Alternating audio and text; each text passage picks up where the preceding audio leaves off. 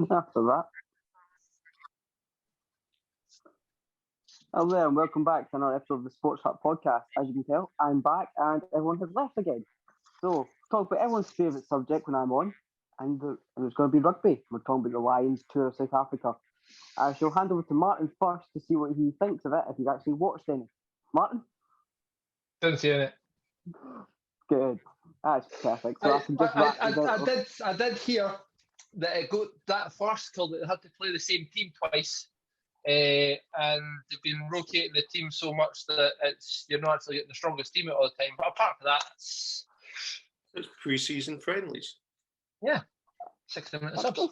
Yeah, it basically is with the way it's been going. So it's been like it was a Saturday, Wednesday, and only now we've got the week break before the test start. So I think the biggest test the Lions have had so far against South Africa A. I've no idea what the difference is between South Africa A and South Africa, but there's a difference, and they're the only team to beat us so far. Do I need to go into a rant about Owen Farrell, or can we just all agree that he is a horrid player? I thought it was pretty good. I think Dan Bigger looks a little bit... trifling over my own words. Dan Bigger looks a bit more sharp. Yeah, I was looking at that when the last few games, and when you've had Farrell start, yes, his kicking from the tee is perfect, but everything else, he just doesn't look at it. He's not got the greatest choices going forward. Is there not quite a few players getting injured as well? Yeah, so Celtics so I think you've had, so before this tour started, you had Alun Wyn Jones, who was the captain, got injured in their first game against Japan. Isn't he fractured his shoulder? And then dislocated his shoulder, yeah. And his back. So, there's a bit of everything, though. It's head, shoulders, knees, and toes. Everybody's getting a bit of everything with it. Yeah, pretty much. You say that jokingly, but yeah, you're right. You've had concussions, dislocated shoulders, Achilles have gone. I can't think of a knee injury just yet, but I'm sure there's one in there somewhere. Yeah. Well done, James. You can do a nursery then. I mean, what channel is it on, the egg chasing? It's on Sky. All the games have been on Sky. I think other than the Japan game, I think that might have been on terrestrial TV, but I'm not sure. So who of the Lions actually been playing?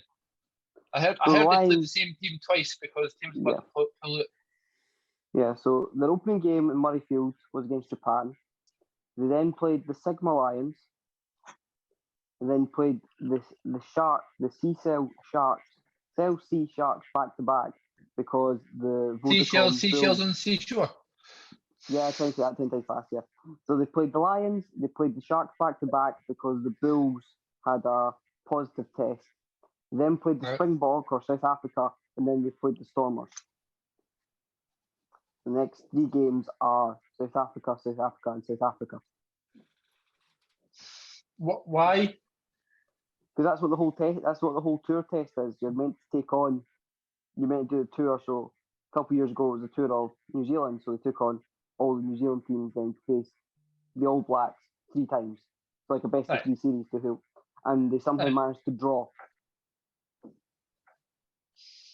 Yeah, they do. Yeah, don't ask. They somehow managed to draw, which was very impressive of them. But with this though, like you're looking at, like I've been reading like some of the pundits and not some of the forums, and all the pundits seem to have an anti-Scottish agenda. You don't seem to be picking. No. That's cross sports, is it? No.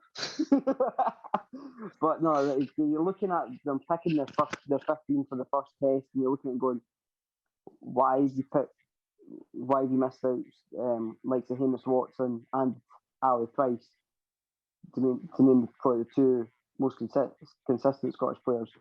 Hamish was Six Nations player of the tournament, and he's been probably one of the best players in all the tests. I'm scared to see what Bundy has to say about this. All I'm saying is that this is part of my Irish side coming out. surely Conor Murray has some credit in the bank before Ali Price. Come on. Wait a minute. And Wait a minute. You're Irish? You'd think you would have said that before. Conor Murray always plays better when there's a little bit of pressure on him. Ali Price is offering that pressure. Conor Murray will have a great couple of times. That's what I think. Oh, yeah. I don't. I think what puts a damp light on Conor Murray, I think, is that South Africa A game when it was him and Owen Farrell at 9 and 10. Yeah, but Owen Farrell was holding him back. Well, that's it.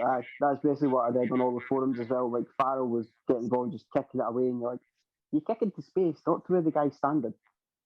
Mm-hmm. No, Murray will know he has to up his game with Ali Price there, but that's when Conor Murray strives, and he'll be one of the key players for the British Lions. It actually looks like I know what I'm talking about. I don't, but I do like it. Conor Murray always stands out when I watch my 5 rugby games a year, which is Ireland at the Six Nations. That's five more than me. Is it only 4 more than you? Surely you watched. Well, it's 4 more than me, but I did miss the one that Scotland actually won this year. So I might just take that as a sign and just start doing it like that. 6 teams at the Six Nations, 5 Little Ducks, and then 4 blah blah blah. I was going to try and come up with a formula on top of my head, but go on, James. What's it? Quiet. Let's move on. Who's the other Hamish Watson you were talking about? Watson, Scotland number 7. Isn't he the one with the good beard? I don't know. Who's got the good beard in the Scotland squad? Hamish has got like the full mullet going on. It's not his beard he's known for. Oh, the mullet. Yeah, Hamish is the mullet. And we now know rugby players by their hairstyle.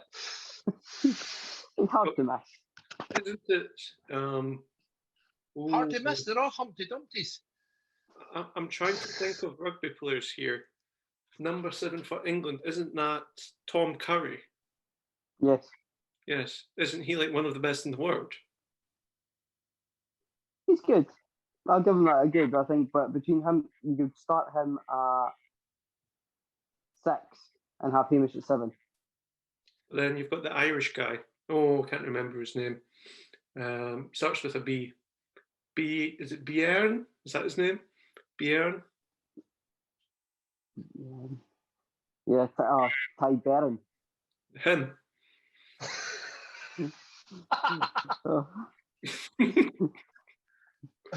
I feel we should just move on to this. I think this might just get a bit embarrassing. One day trying to name names. We are asking you questions. You're the expert in the sport. We're happy, James. If you're happy, you know what? Clap your hands. We're it's fine. No, I just feel like with the way the tour's going, I feel like when you look at the tour results, every single game we play against South African opposition, we have well and truly humped them. Mm-hmm. When I mean that, I mean like you look at the score. I'll go through the scores since I'm assuming Martin's not aware of them. So first game against the Lions, 14-56. Second game, so 14-56. For context, they only scored 2 tries, Martin. The tries were 7 points here. Okay. I'm glad you added that bit. Against the first game against the Sharks, we beat them 56-7. The second game against the Sharks, we beat them 71-31. And for a game against the Stormers, we beat them 49-3. I'm still distracted. God, it was in 1456 that Joan of Arc had her heresy charge repealed 25 years after her death. So that was just going through my mind for about 5 minutes. On that note, I think we should move on, and I think we can all agree Warren Gatland should be burned at the stake like Joan of Arc was if he plays Owen Farrell. I think he should listen to us. It's not like we're the Jack and Jill of rugby and just going to forget everything. But ever so slightly, So who is Owen Farrell? Is he like an old guy? he's He's 10. a 10. Number 10.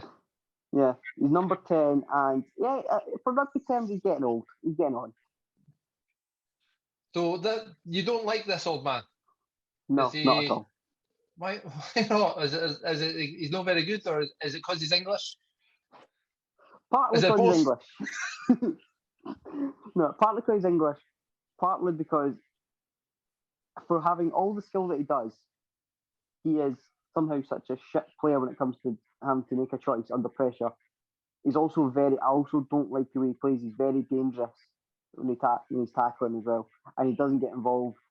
He tries to like hide out the road and be a guy that just, I'll just kick the ball over. That's fine. Martin's a Hibs fan, and Ryan Porteous plays for them. So when you talk about dangerous tackles, you're actually appealing to Martin's. I've actually complained a couple of times with our good friend Bob about some of Ryan Porteous' tackles, which are never red tears. Great player. Better bomb scared. Before we move on, Mitchell, because you clearly are unimpressed with Martin and I's rugby knowledge, try to do a bit of reading beforehand, hence why I can name 4 players. And not pronounce their names.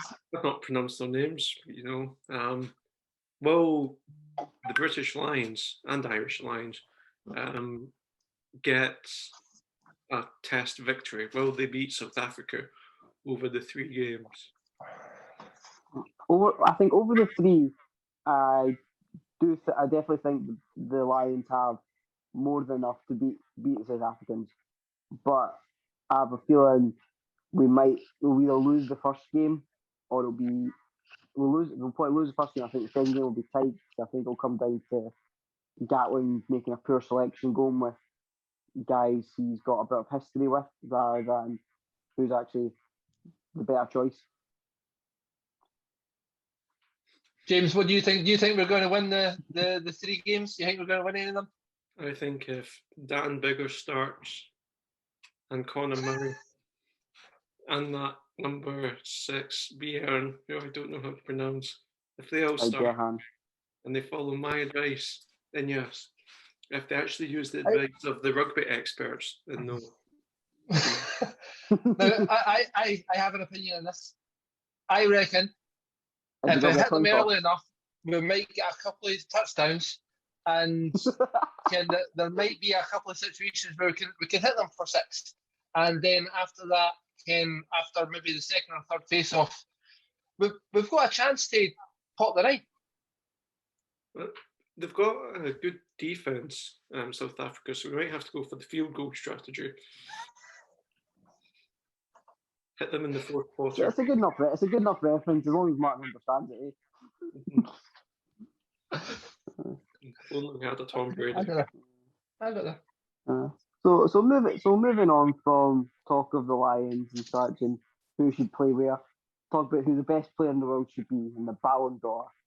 I'll hand over to Martin to see where he leads with this. I'm hoping it's not with Ryan Porteous. So Ryan Porteous, he.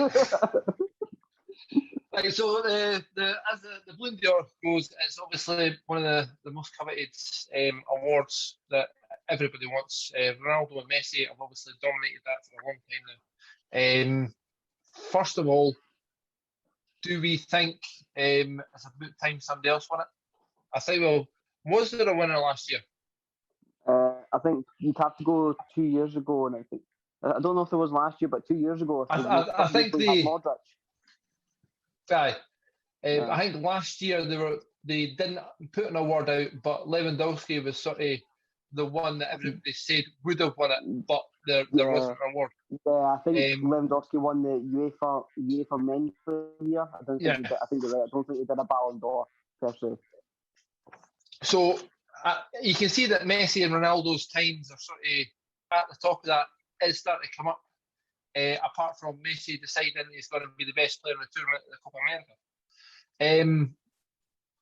Who are we thinking? Who do you think is our top runners for Balloon d'Or this year? Mitchell? The sixth in contention. I think Messi and Ronaldo are going to be up there. Yeah. And then I'm going to go Lewandowski's going to be up there, as Yeah. is Lukaku, Yeah. as Yeah. is Jorginho, as is Kante. There you go. There's my six. I think that's the six that's getting touted about a lot of sites and that as well. I believe. I think it's one of those you kind of have to look at. I think you can't really look past those six. Uh-huh. I don't think there's really much more. I don't think there's much more depth in when you look in terms of. But Haaland and Mbappe. No. What's in like? I think the Ballon d'Or I always found a weird one.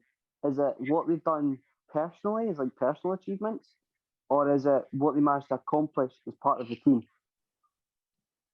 So because this gets when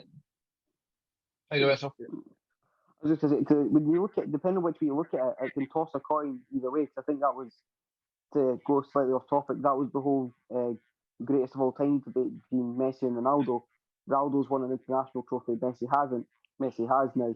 It's kind of that sort of same thing with Ballon d'Or. It's like, oh, you've won these 4 trophies with your club. It's like, well, no, okay, but he's actually been better overall. It comes down to when you look at things like that. Unless you're winning trophies, you're not talked about amongst the greatest. This is another Harry Kane discussion where if you're a really, really good player and not winning trophies, you're not actually thought of as highly, and you're not going to be included in Balloon d'Ors and things like that. I don't think. Hi, James.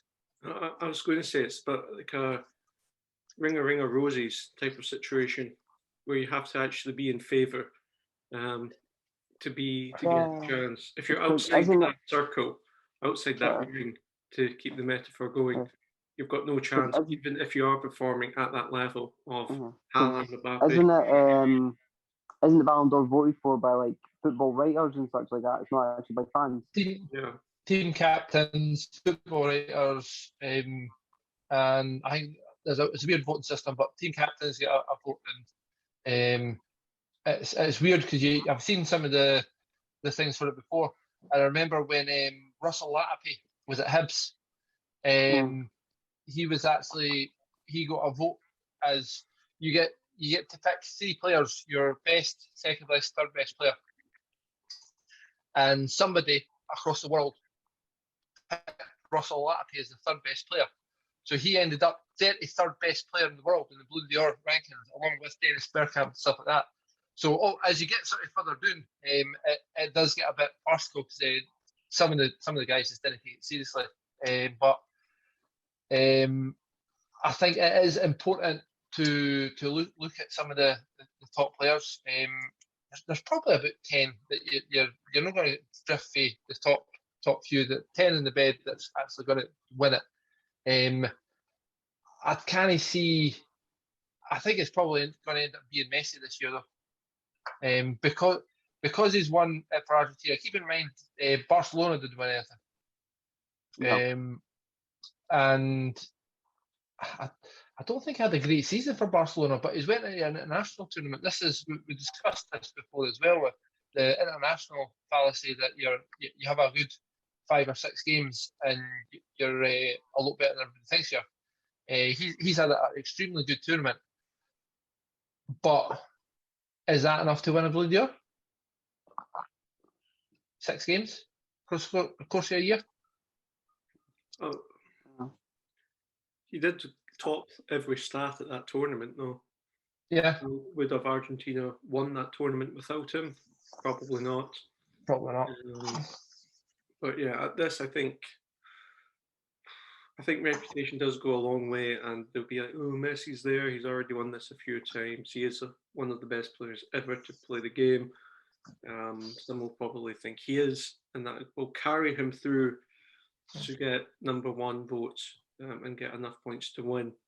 But I always like if I were a player who got a vote in this, I'd probably vote seriously for 1 and 2, and then number 3 just do like the alphabet song and stop at a player and just go, nah, let's just go for them. Shane Duffy, Ballon d'Or. Bingo, that's exactly what I'd do. I would just have to get a random player in there, just like somebody nobody's even heard, like a third division player. Just get him in there just to sake it. So what's not saying who you think's going to win it, but who's the 3 that you think are in contention for it? Because it's usually you get to vote for 3 different players. So who's the 3 in no particular order that you would have, Mitchell? Messi, Jorginho, and if we're talking, if it's about winning trophies, he's won 2 of the biggest, and I think third's up for debate. I think we put almost any other ones in third. Who was the third one? Martin kind of dropped everything in. I didn't really choose a third. I just can't wait. It could be anyone. You could throw Ronaldo, Lewandowski, or anyone in. Like, I think they're all being pretty equal. I think I put Lewandowski above Ronaldo because all Ronaldo's done is win the Golden Boot at the Euros.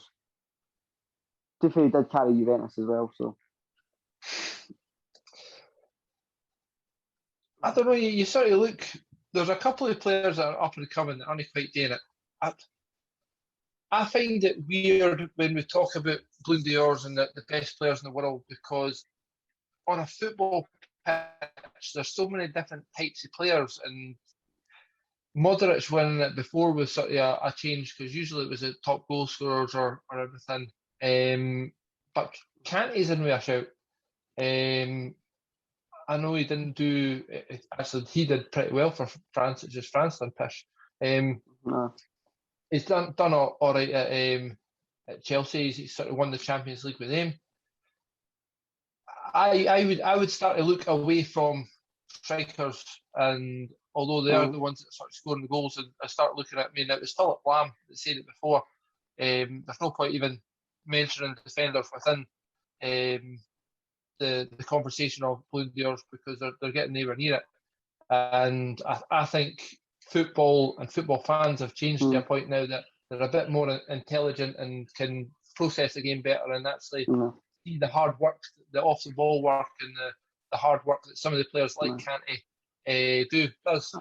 I'm gonna pull a James here, and I'm gonna throw some stats out if I can. Go for it. Can I make a quick point quickly? Can I make a very quick point? Martin, can you tell Nicola Sturgeon that football fans are intelligent so we can get more than 2,000 episodes? Thank you. Mitchell, off you go. Right. So this is one play. This is N'Golo Kante compared to another holding midfielder in Europe's top 5 leagues. I won't tell you who the other player is, but I'll show you. I'll tell you the stats and I'll let you guess who's who. The ones played, I'll just go to the main ones. 2,500 minutes versus 2,000 minutes. 84% pass accuracy to 87. 5 goals to 0. 3 assists to 2. 8 duels won per game to 5. 4 long balls per game to 3. 3 tackles to 3 tackles per game. 2.2 interceptions per game to 2.1. Fouls, 1.8 fouls conceded per game to 1.2, but 1.8 fouls gained per game to 0.3. I feel like we're just boring the viewers here. Hi, by the way, we're still going. Clearances per game 1.7 to 0.9. Shots per game 1.3 to 0.3. Dribbled pass per game 1.2 to 1.1. Key passes 0.7 to 0.8. Blocks 0.6 to 0.1. And dribbles 0.4 to 1. Now, which one of those stats do you think would be Kante? Probably the lower of the two, because he doesn't really have as many assists, and he doesn't. I always hate that assist thing, because there's an assist to an assist that you never get any credit for. Yeah, I claim it all the time. Yeah. I think it's more as work rate and the miles he covers. But who's the two stats then, Mitchell? I'm going to guess one's Jorginho. No, not even in the conversation. Casemiro from Real Madrid. Yeah, I said that in a previous podcast about Casemiro. You did actually. You mentioned Casemiro, and when Gavin was talking about Kante and how good he was, you brought up Casemiro and said that is no different to him. And I don't know. I stopped listening. Then I said if Kante's in contention for Ballon d'Or, then Casemiro has to be in the question. Yes. Mitchell, thank you for taking my argument. You're a couple of weeks late. Well, thanks anyway. That's nice. But it's like one of those things when you go like that, you look at the players, you go, most people go Kante, but you look at the stats, you go, well, actually, Casemiro is actually depending on what you're looking for, Casemiro could be argued to be a better choice, better player. I said that the 3 Champions League that Real Madrid won in a row wouldn't have happened without Casemiro. And he wasn't even in contention for Ballon d'Or for any of those seasons. So you can't put Kante into the question after one season of Champions League success. Yeah. I'm happy to go back and prove that exact point, and I'm going to talk when Martin's pulling a pint to try. But I made that exact point, and thank you for backing it up. So it's do we think Casemiro's going to be included in the conversation? No. I would drop Kante. I would actually drop Kante out of the conversation. Oh, I like Kante. Gavin, where you need him. I know. Gavin would be hating me. Like, yeah, Kante's been like. You look over this season. Kante's been good. He's been great, but he's not. He's been a bit too stop-start, a bit too injured. He's been injured. He's not been playing at his best, and I still think he's still kind of trying to transition back to being he's still in that weird, like, he's not quite a centre mid, but he's no longer just that holding midfielder anymore. He's still caught in that odd space in between, I find. And you can see it in some games, like he's ran away and you're like, why are you not? You should still be sitting back. It's difficult to change position when you're actually known for playing a certain position, because you do, even when you're playing a kickabout, you drift into the position that you're used to, and you sort of you're always sort of there. And I've done it in games where I was playing centre midfield and then I had to drop back to centre half because a player got injured. I just found myself sort of wandering 4 or 5 yards too far up the pitch, and balls went over my head and I ended up conceding the goal because I'm sort of still in my centre midfield mode and not in centre half mode. But it's a difficult thing to play a lot of different positions. It's not for everybody. So I suppose, Mitchell, you'd want to talk a little bit about the possibility of Jorginho getting anywhere near the Ballon d'Or. As a Chelsea fan, Jorginho has not got a lot of love. And I can be one of those ones. I'll put my hand up. I have not given him a lot of love. I have been a bit critical of him. I'm not overly keen on him either. He missed a penalty against England. Shit myself at that point. I was just to give them false hope. That was just building them up for even to get a fall. But no, but see, when you actually look back, you actually appreciate, is Gavin wax lyrical about how good Billy Gilmore is. Mm-hmm. I'd say Jorginho plays like Billy Gilmore, but he's just that wee bit slower.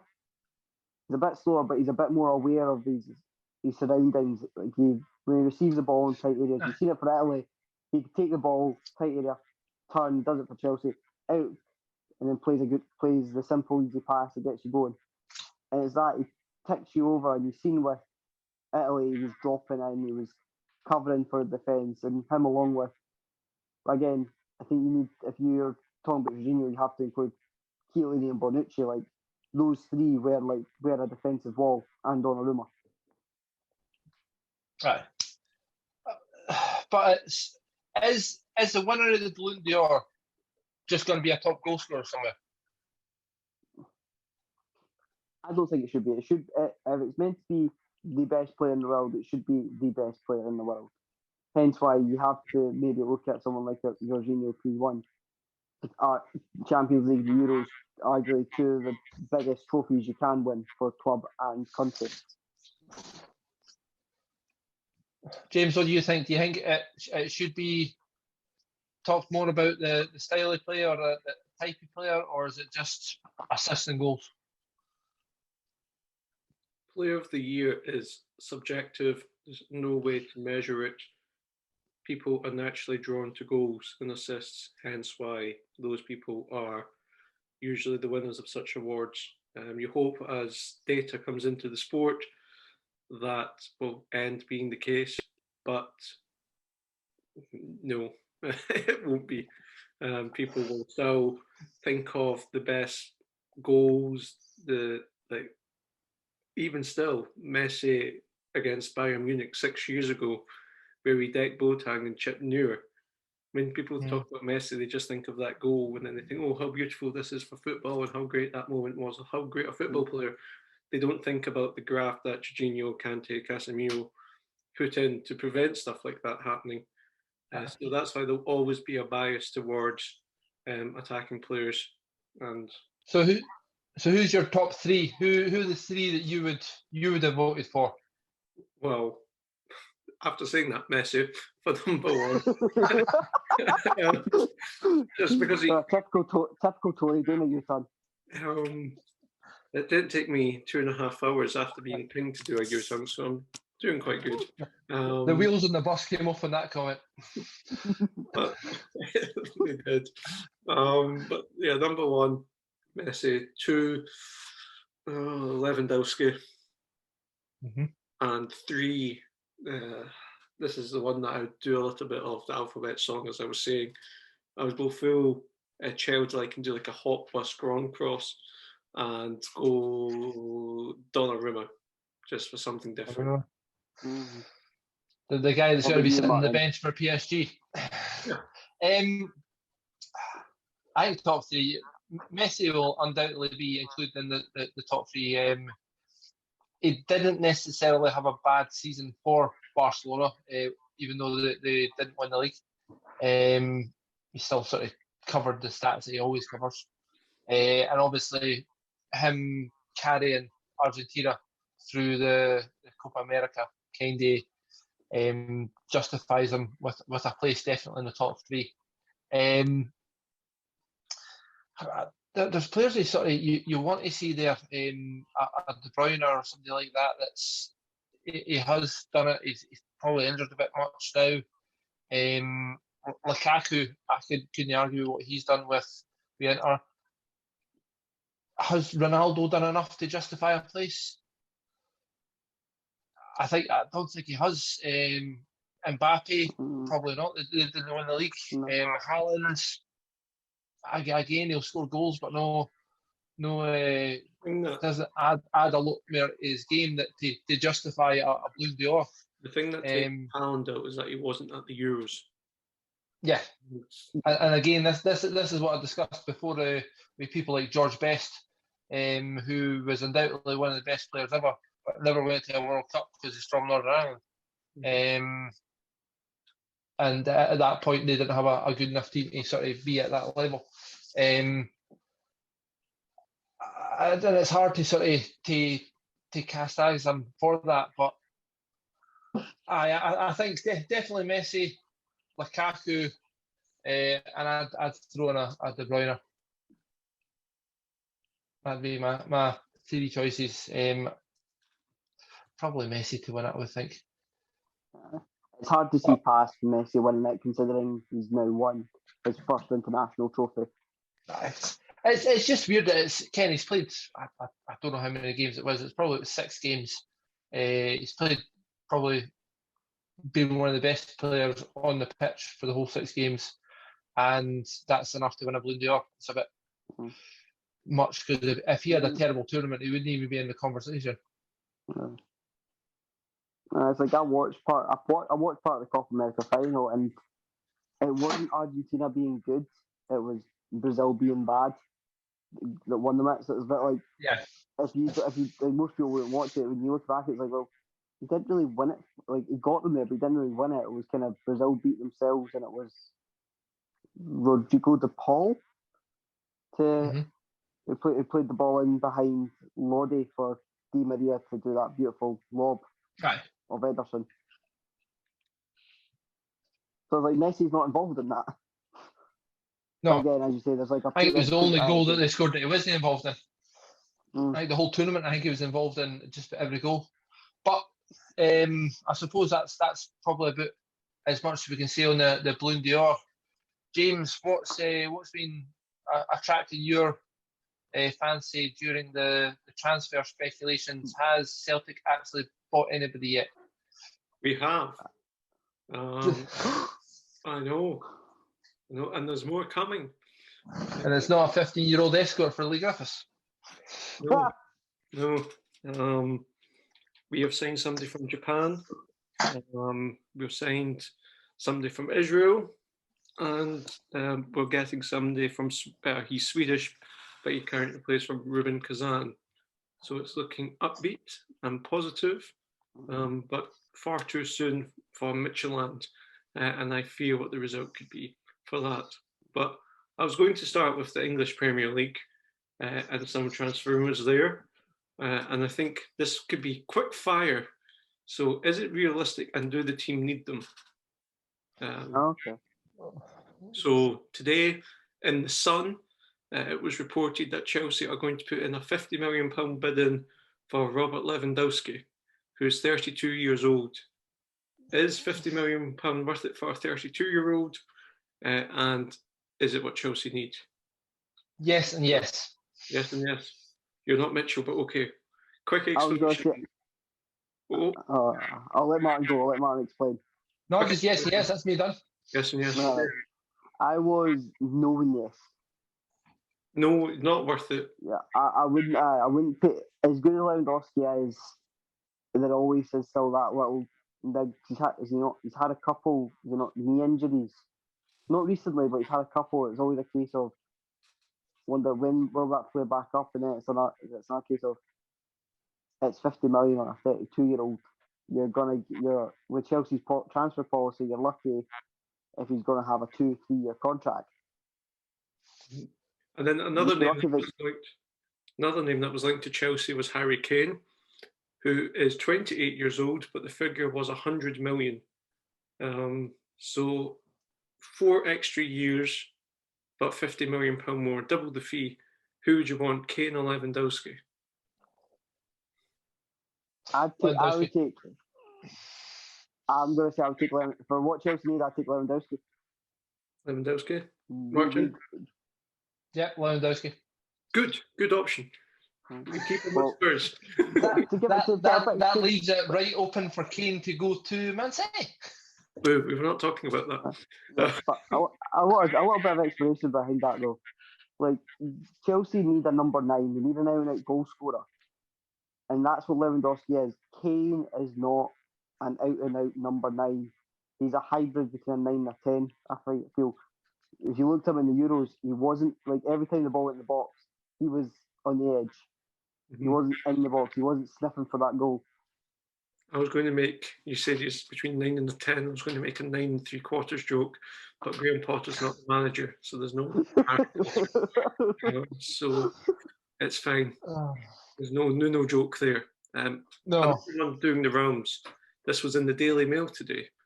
Manchester United are going to offer £50 million for Raphael Varane. Is it worth it and is it needed? Mitchell. Yes, and yes, it is definitely needed. Sorry, I jumped in again, Mitchell. You did. Yes. Yes, and yes. I'll answer for Martin. Yes, and yes. Is there anyone you would consider for Man U who would be better and cheaper and maybe younger than 28? Is Varane the best they can get? No one off the top of my head that I can think of that we could get.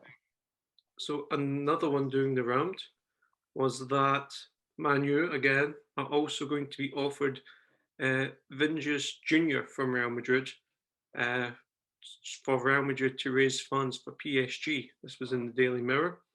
I think the figure going around is around £50 million. Do Man U need a left attacking winger for £50 million? Martin?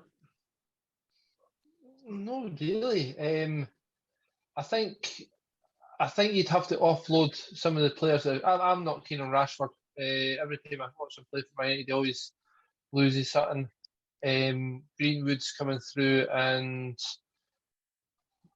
he's no quite. He's a good player. It's just whether he's up there or whether he's ready to be up there with Man United yet. I think Man United needs replacements in a lot of aspects of the pitch. To be fair, Junior could probably do that. You just need to bring in players that are better than the players you've got. So probably yes. I went from a no to a yes there. Talk myself into it. I think He was on the box good answer about Messi. Considering what United have, yeah, I can see why you're not a fan of Rashford, Martial, or really Greenwood. But you're bringing in Vinicius. It's kind of same for same. Yeah, he's younger, might be a bit better, but you're going to be paying him big bucks. It's no, I don't think it's worth it as a transfer. I don't think the transfer makes sense for what they've got. Okay, going to the dark side of North London, Arsenal, a £50 million for Ben White. It looks like the deal's pretty much agreed. Ben White is 23 years old, made a very good defender by Graham Potter at Brighton. Would Arsenal be better off trying to go for Varane, who's a proven defender, rather than Ben White?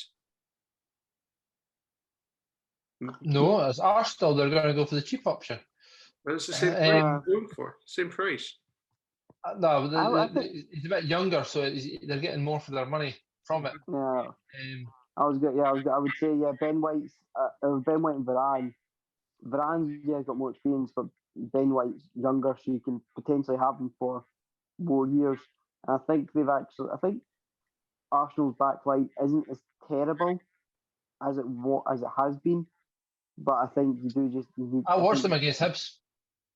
Yeah, missing how much? What was their backline? What was the 11? Was it a strong 11 or was it like a youth 11? It was not the strongest 11 in the world. Hibs had the youth team as well, obviously, but there was a few big names within it, 4 or 5 big names.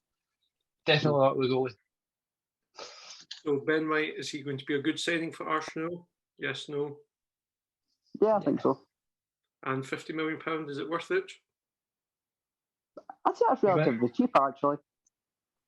Okay. Considering today's price is 50 million for a 23-year-old, yeah, okay, grant he's a centre back. It's not bad pricing. So going over to the bright spot of North London, Tottenham are looking at Willy Bolly, who is a Wolves central defender. Funnily enough, I don't know why we're linked with him.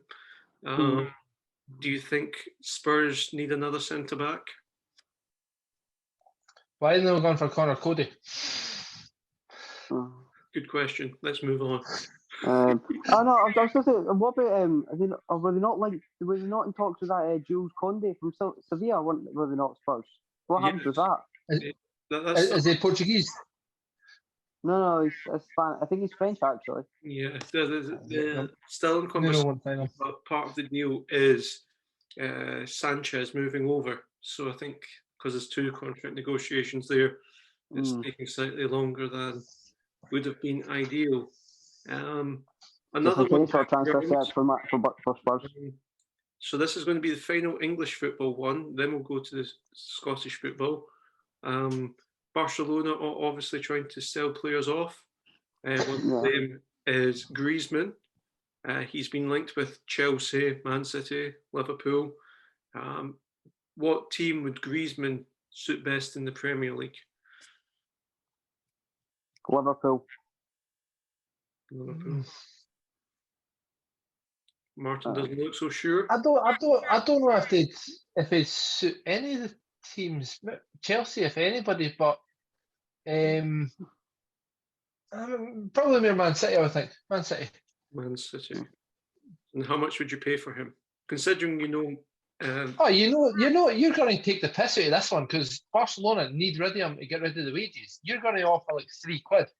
and they'll bite your hand off You remember? because they need the money. You remember when Luis Suarez had a buyout clause of £40 million, and Arsenal offered £40 million £1 Yeah. to trigger it? I thought that was quite good. Yeah. So, moving to the SPFL, sadly it's going to be Celtic because we have to buy like a whole team for the season ahead. The next 10 minutes is talking about your signings. Yeah, the Scottish Sun on Sunday said that we have open talks with Fraser Foster for another loan deal.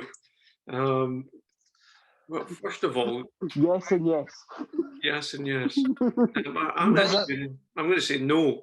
He abandoned us for 10 in a row season to sit on the bench at Southampton. He can get lost. 2, Barkas has actually looked pretty good at pre-season, and I can't believe I'm saying it. I'll give Barkas time. He made 2 very good saves yesterday.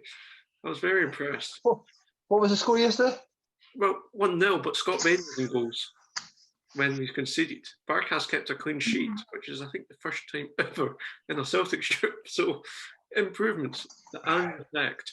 So, the second one is somebody called Brandon Soppy, who is a right back, 20 years old, plays for Rennes. French football is still having a financial struggle as well because their TV deal collapsed. But he's been linked with Udinese and Watford. So if you're Brandon Soppy wanting a next career move, who do you pick? Udinese, Watford, or Celtic? Watford. I'd say Celtic, actually. Good I think it's man. between Celtic. I say it's Celtic. It's close between Celtic and Watford. I don't think Udinese should be on the map. No offense to Udinese. Good man, Mitchell. Brandon's obviously going to be listening to this podcast, and you've swayed his mind. Just send him a link. Just send him a message on Twitter. Slide into his DMs. So going to the other side of the city, this is not a transfer rumor. This is a signing. John Lundstrom for free for 3 years for Rangers. Is that a good signing?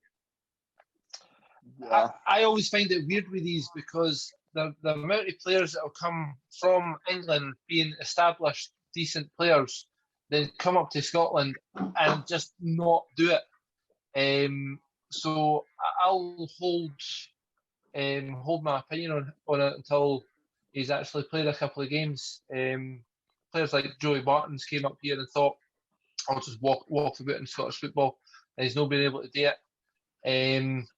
So it's a completely different game from England to Scotland, and if he thinks he's going to get as much time in the ball as he did in England, he might just be in for a little bit of shock. Yeah, part of me thinks Rangers are very well covered in that position anyway. And is he just signing because that opportunity was there rather than a strategic signing, which Rangers have got well pretty recently, so I'm not sure if it's a good move for them or not. Hello.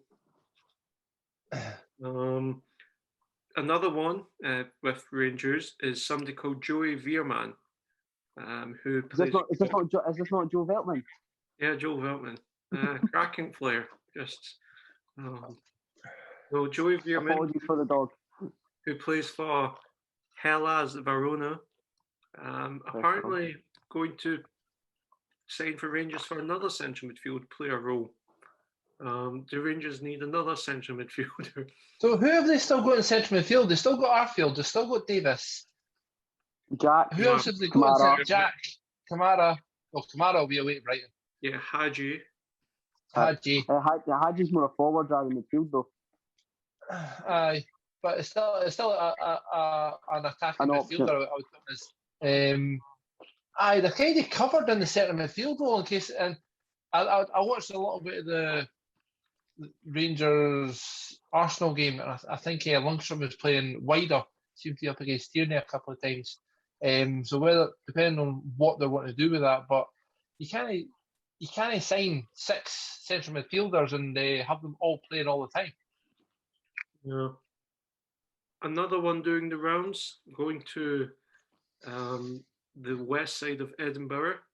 is Ryan Gauld might be going to Hearts on loan. That's a weird one. That's came out of the blue. Well, he was at Hibs on loan a couple of years ago and didn't really do much. Oh, but he's been playing okay. Mitchell, That your ringtone, Mitchell. it's better than mine, Mitchell. Mine just Baba Black Sheep. Very, What? yeah. So Apologies. you're not fearful about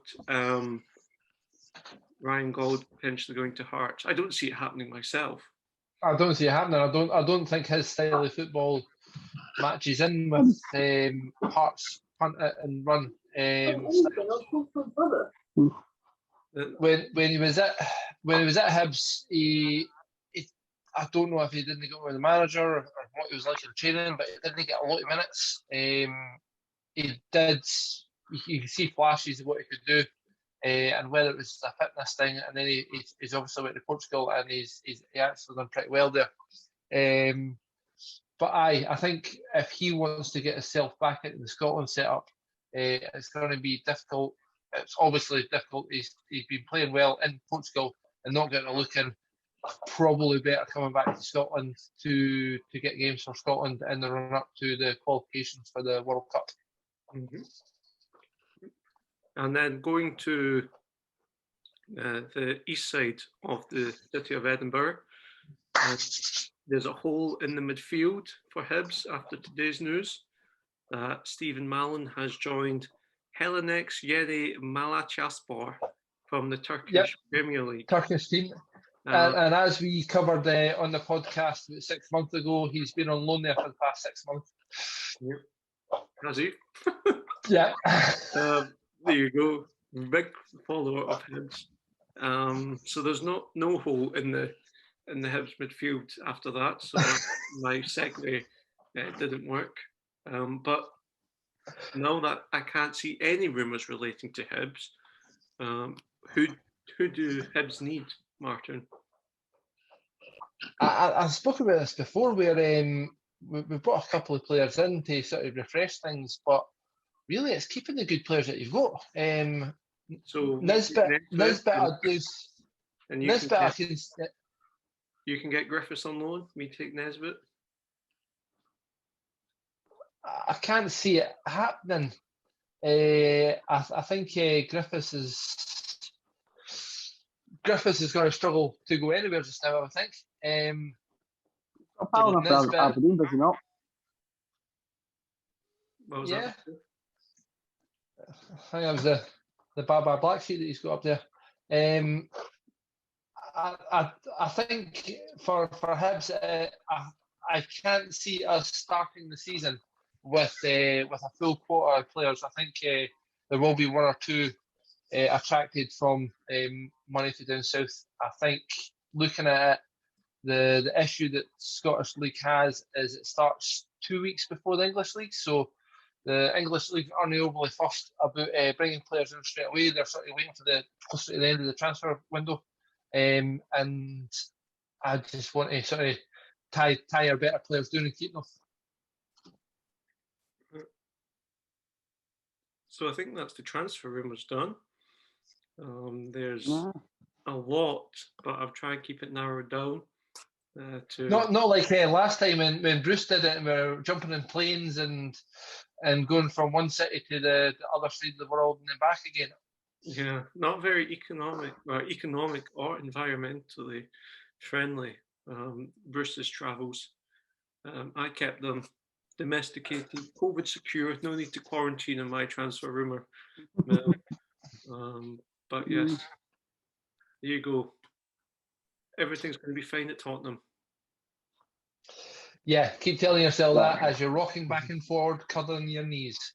It's going to be fine. We're just going to sign another 6 Portuguese players and 4 other players for Wolves. If only I had a dog to pat. So Mitchell, what is your wild card round table? Yeah, so wild card. based on what you told me was trending, which was it homemade hour, something like that? Homemade hour. Yeah. Brum hour. What? Brum hour, like Birmingham. Alright. I think no. What was the one you said? What was the trending one that was like homemade? Let me check. The joys of not having Twitter. Wildflower hour. Was there not one about homemade? No. It was further down. If there was, it's not trending anymore. Ah, bugger. What's trending right now then? We'll go for one on the fly. Number 1 is Danny from Love Island. 2, Lewis Hamilton Grand Prix. Actually, we'll go Danny from Love Island. Let's go Danny from Love Island. Let's do Danny from Love Island. I've got Hickory Dickory Dock. Okay, so why that's trending. On the child friendly Twitter. Trending. Okay. So with Danny on Love Island trending, I have no idea what that. I have vague idea what Love Island is. If any of you had to be stuck on an island, what sporting person would you want to be stuck with?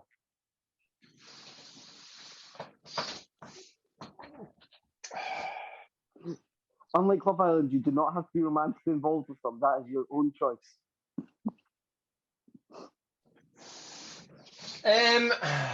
Well, it depends on the context. Why am I stuck on an island? What's the premise of Love Island? Today. Oh, kidding. No, it's because you're stuck in an island. Stuck in an island waiting for rescue. Who would you want to be stuck with? But why am I on an island waiting to be rescued? Because you were a sailor that went to sea. Because Bruce somehow got in charge of Scotland and remembered your Victoria and shipped you off to somewhere remote. To the Shetland Islands. It has become a crown dependency of the UK in this hypothetical scenario. I love your stalling tactics, James. Hurry up and pick someone. As I went to see what I could see. Not that I could see was the bottom of the deep blue. CCC. Anyway, right, so I'm gonna go with, I'm not sure whether we spoke before about pundits and the pundits I like, so I'd prefer to go with one of the pundits, and obviously you can sort of have intellectual conversations about the sport with them as much as you can. There's 2 that I like, and I'm hoping I'll probably won't be stealing anybody else here. I kind of like Ali McCoist, and I like Gordon Strachan. I think I'd probably go with the Gordon Strachan. I think anytime he's on, sit and listen to him for hours on his views on football and everything to do with it. A feeling that you'd have to go with like Gaza and just see him sort of strip bollock naked and jump about fishing. No, I'll go with Gordon Strachan. I'll go with a proper one. Ooh. James, some deep thought. Oh, I am in deep thought because I'm trying to see how far I can actually pull this by your definition of sports person. Because in theory, technically anyone's a sports person if they play sport on a frequent enough basis.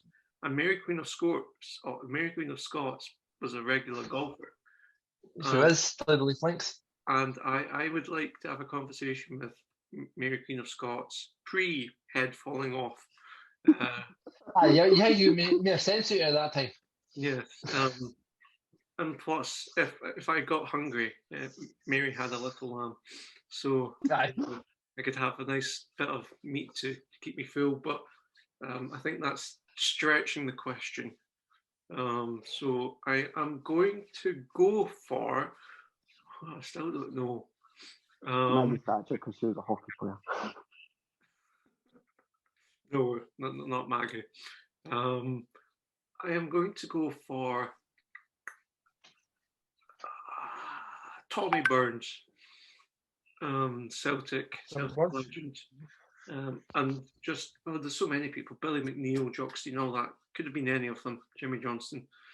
But the fan who got lucky, that was his quote. And I'd just like to hear his stories about playing for the club, managing the club, and coaching in the club and all that. Yeah, I think that would be fascinating and would let the time go by quickly. So you decided to pick somebody that was dead. Well, my first one was Mary Queen of Scots, so Probably slightly more alive. Not that what we're doing isn't sort of going to happen anyway, but if I knew somebody was going to be dead. Oh, do they have to be alive? Do I have to pick another person? I'm going to pick. Okay. No, we're fine. Nobody else. No, I've got one very quickly. Jose Mourinho. I'd take Jose. Ask him what went wrong. Yeah, what went wrong at Spurs. Why did London Bridge start falling down, Jose? We need a strong Tottenham. Okay. Right. I'll go for somebody that's dead. I'm going to go for the Grand Old Duke of York. I'm sure he used to play polo or something. I'll go jump in and go for somebody that's dead. The Grand Old Duke of York? Yeah, James II. You know the made in New York or something? Yes. Anyway, Duke, Mitchell. Grand Old Duke of York, James II. New York was called New Amsterdam, and then Britain invaded, and the Duke of York at the time was head of the Royal Navy. And who was the Duke of York? So, New York City is named after James II. So that means any sports team from New York you could basically affiliate with that. That'd be a good lads weekend. Mitchell, save us, Mitchell, save us. I'm gonna go stick with alive, go with easy. I'm gonna pick John Terry. Oh, just didn't let your missus ken about it. Oh, that's exactly why I'm taking him.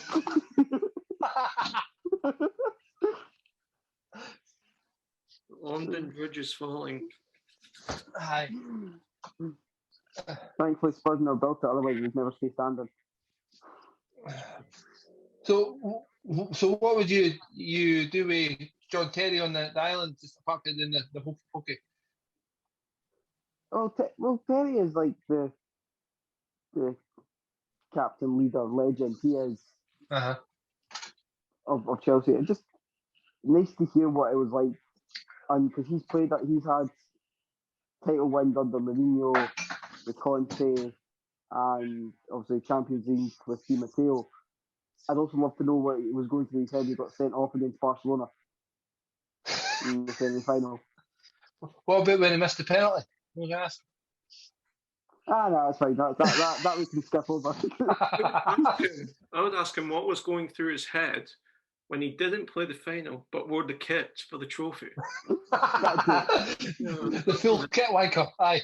Yeah, was he just standing at the game or sitting at the game going, potato two? Surely he must have felt it. Surely he must have thought, I'm a little teapot. He must have felt that a wee bit.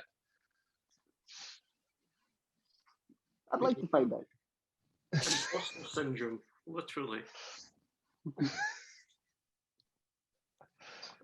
But yeah. So we're after up there. You've got any more jokes to try and crack? No, I think that's me. I was going to bash Maggie Thatcher a bit, but I'll leave that for next week. Fair enough. So on that note, thanks for watching the Sports Hub podcast. Don't forget to like and subscribe and watch weekly for our new episodes put up on YouTube. Sports Hub podcast. Sports Hub podcast. Rockabye baby.